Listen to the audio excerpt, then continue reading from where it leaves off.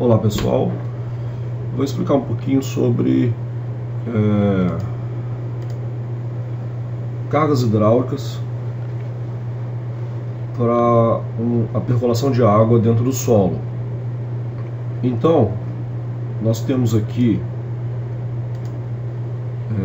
um permeâmetro. Vocês estão vendo aqui um permeâmetro. Aqui em cima nós temos uma água, quantidade de água, que nesse ponto aqui a gente tem um nível d'água.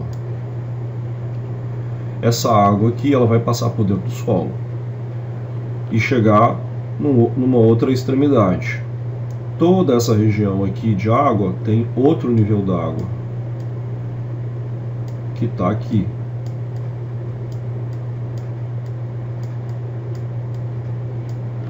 Nível d'água 2, nível d'água 1. O que faz com que a água passe por aqui é justamente essa variação de nível d'água. Então ela percola por dentro do solo. Então vamos imaginar esse sistema sempre com esses níveis de água aqui, sem estar variando. A gente pode colocar uma torneira aqui ligada, esse nível de cima não varia, e o nível de água tem um extravasor, que a água vai saindo e ele sempre se mantém nesse nível.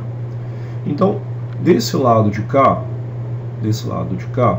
a gente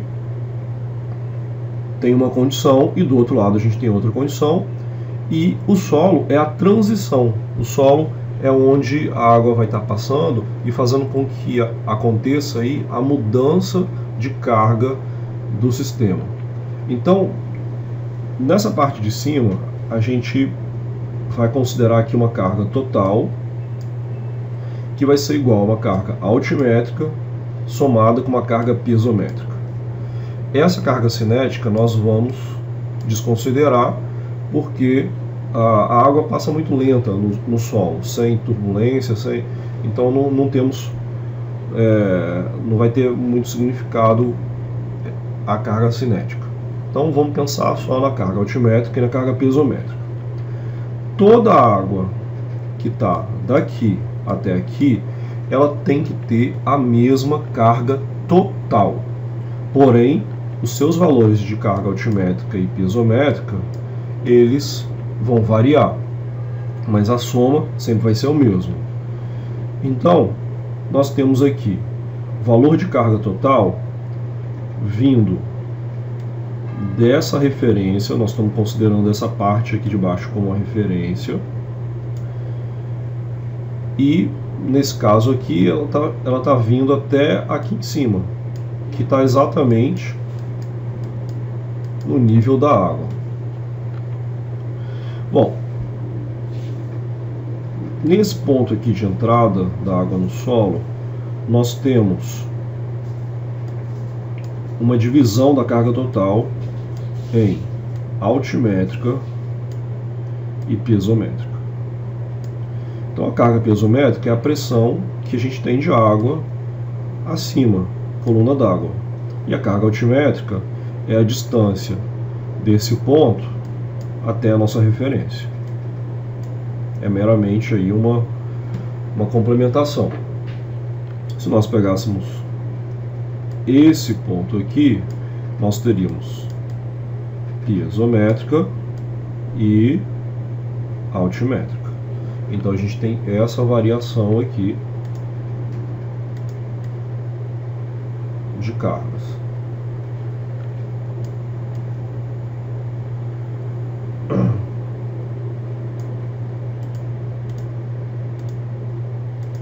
Agora, no lado de cá, a nossa carga total, ela também vai nivelar com esse segundo nível d'água. Porém aqui, toda a água que está abaixo do solo, ela vai ter a mesma carga total, que é essa daqui. Então a carga total 2, aqui a carga total 1. Então nesse caso aqui, se a gente pegar o solo que está aqui na saída né, a água que está na saída do solo, essa água ela vai ter aqui, nesse nível, uma carga altimétrica, que é daqui até aqui, na referência, e mais uma carga piezométrica. Só que a carga piezométrica, que é a coluna de água que tem, essa coluna de água ela é invertida. Então a gente está com o material acima do nível d'água. Então essa carga piezométrica ela é negativa. Então a carga altimétrica mais a carga piezométrica, nós vamos ter um valor resultante que dá essa carga total. Então qualquer ponto que eu pegar, se eu pegar aqui, se eu pegar aqui, se eu pegar aqui, eu teria esse mesmo valor de carga total. Tá? Se eu pegar aqui, por exemplo, a carga piezométrica é essa e a altimétrica é essa. Se eu pegar aqui, a piezométrica é essa, negativo, e a altimétrica é essa, positivo. Então, volta sempre para esse ponto aqui. Então, o que faz a carga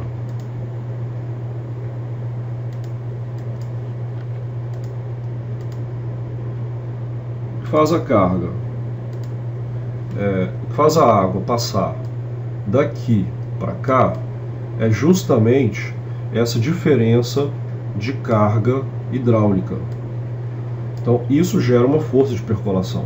Essa diferença da carga 1 para a carga 2, a gente fez aqui a equação, e é o nosso H, que é justamente a diferença do nível A, do nível 1 para o nível 2. Okay? Então esse H aqui é a perda de carga que nós vamos ter dentro do solo, perda de carga total. Ok? Então aqui a gente tem uma carga total, aqui a gente tem outra carga total, e aqui a gente tem uma transição da carga total 1 para a carga total 2. Ok? Então é assim que funciona. Agora vamos aplicar isso no fluxo, não é?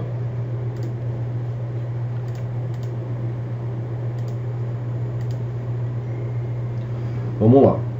Com a rede de fluxo, nós podemos calcular a perda de água ou vazão, né? Sinônimos. Então, a gente consegue calcular a vazão que passa aqui.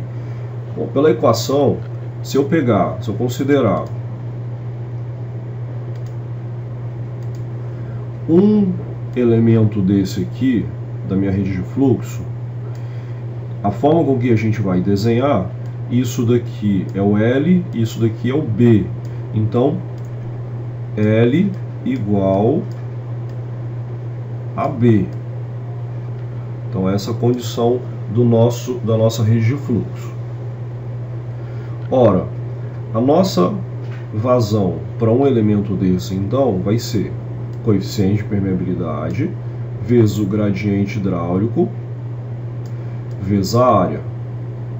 Como a gente está trabalhando em duas dimensões, uma dimensão aqui, a terceira dimensão, a gente está considerando 1, então vai ser uma vazão em metros cúbicos para cada metro aqui de profundidade para dentro aqui, né, da nossa imagem.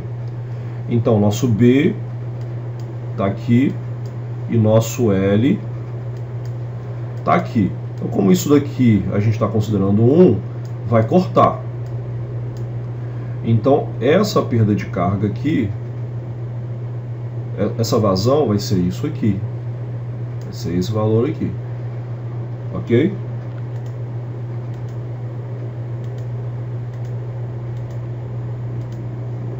Então, vai ficar sendo isso daqui. Agora, para esse elemento aqui, essa perda de carga aqui, ela é uma parcela da perda de carga total. Então, essa perda de carga total é justamente a diferença de nível. Como nós estamos fazendo com que entre cada equipotencial a gente tenha a mesma perda de carga, então esse valor aqui vai ser a perda de carga total dividido pelo número de equipotenciais. Número de equipotenciais, ou o número de perdas de carga que a gente vai ter no processo. Então, a gente chega no valor da vazão de um elemento. Para poder achar a vazão desse canal somado com esse canal, somado com esse canal aqui, nós vamos multiplicar pelo número de canais. Ok? Então a gente encontra aí a nossa nova equação de vazão para uma rede de fluxo.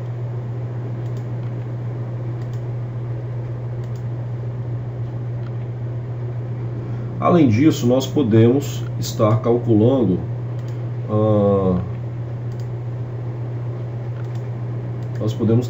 as cargas hidráulicas e a pressão neutra em cada ponto.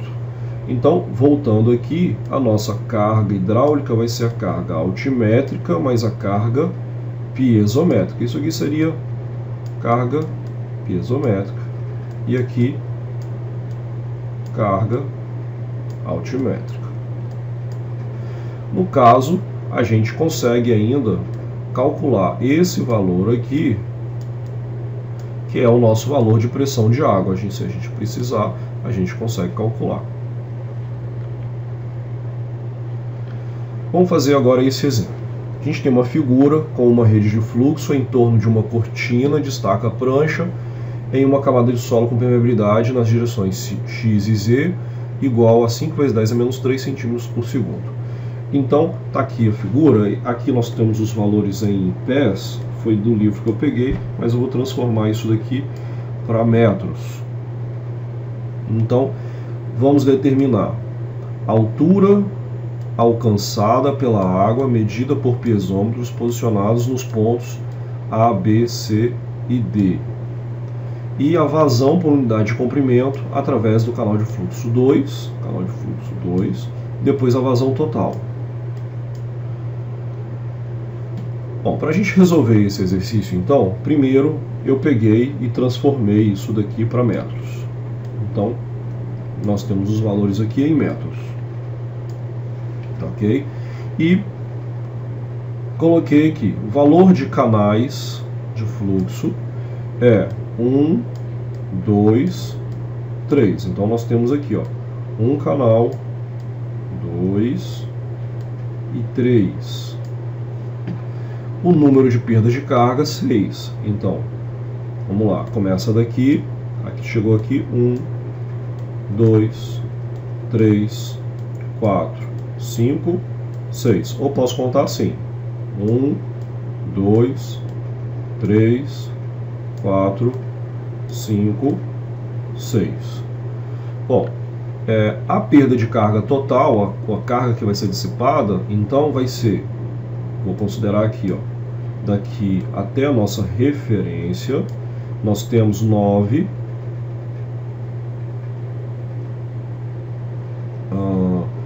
desculpa, 4,5 menos 1,5, que seja, aqui está em pés, ok? Depois eu transformei aqui no final, mas 4,5 menos 1,5 vai dar 3. Então esse valor aqui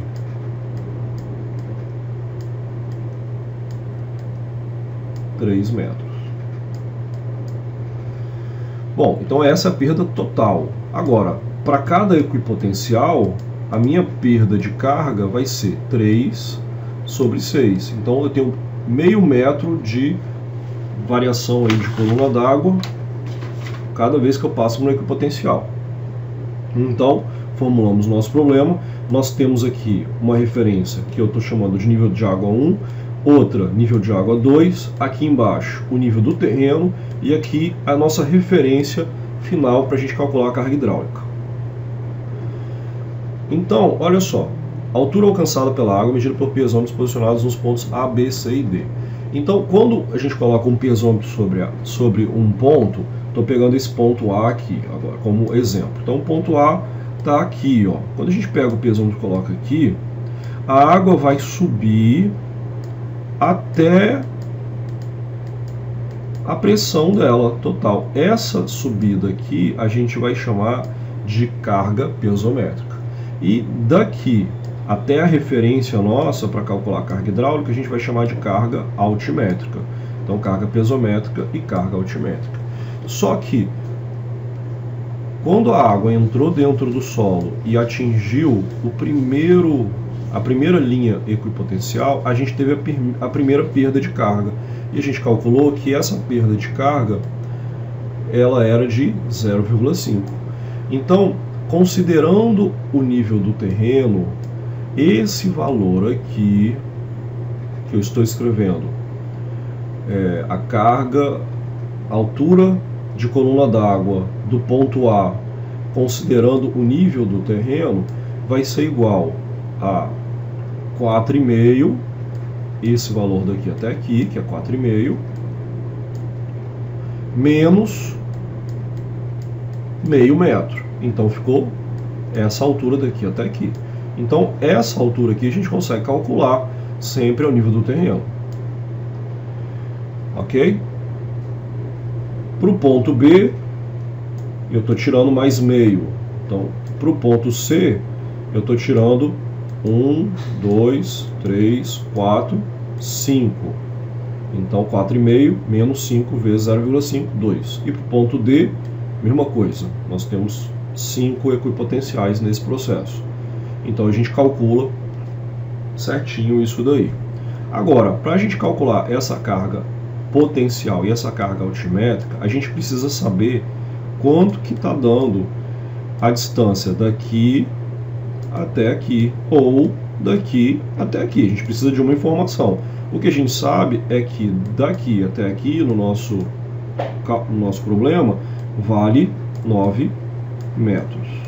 Então a gente precisa saber mais uma ou outra informação para poder a gente ter essa distância. Ou medir numa régua um desenho que esteja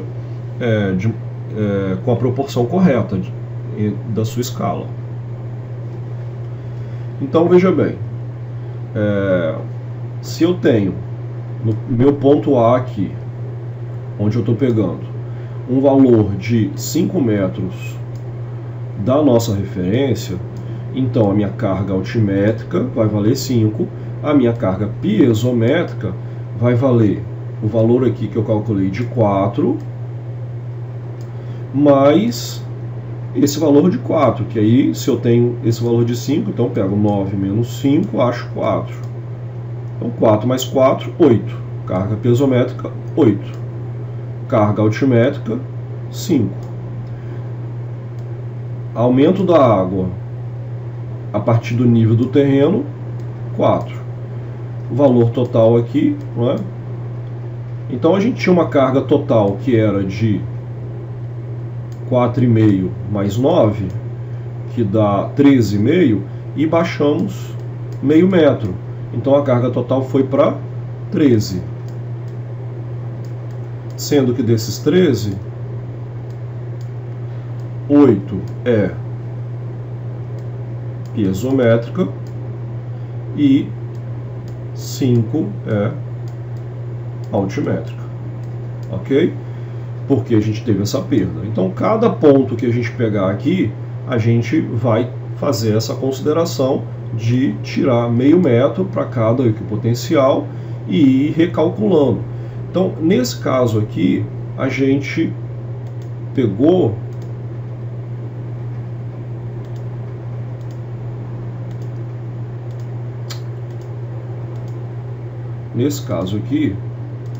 nós pegamos para esse ponto. Se a gente fosse pegar para esse ponto, a gente tem que fazer o quê? Essa medida aqui e essa medida. Então, a altimétrica vai ser isso e a piezométrica vai ser daqui até aqui, HP. Ou seja, a gente já sabe que aqui vale 4, falta saber esse valor e falta saber esse valor. A gente precisa, não é, fazer essa conta aqui. Calculando a vazão, fazendo só agora o fechamento do cálculo da vazão, então a nossa vazão é igual ao coeficiente de permeabilidade vezes a perda de carga total, dividido pelo número de perdas de cargas, pelo número de potenciais, multiplicado pelo número de canais. Então, para o canal 2, seria a letra B, o número de canais é 1. Então vou pegar 5 vezes 10 a menos 5 para poder passar para metro, que está em centímetros, o valor veio em centímetros, então estou passando para metro, vezes a perda de carga total, que é 3, vezes 1 sobre o número de potenciais, 6. Então essa conta aqui deu 2,5 vezes 10 a menos 5. E para calcular a vazão total, basta eu multiplicar agora pelo número de canais, 3. Então vai para 7,5 vezes 10 a menos 5. Então observe que se eu for usar aqui o valor de unidade, vai ficar metro quadrado por segundo. A gente sabe que isso aqui é vazão, então é metro cúbico por segundo para cada metro de comprimento para dentro, ok? Para dentro da figura.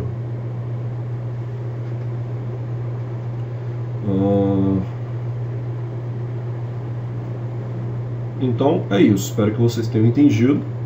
Um abraço.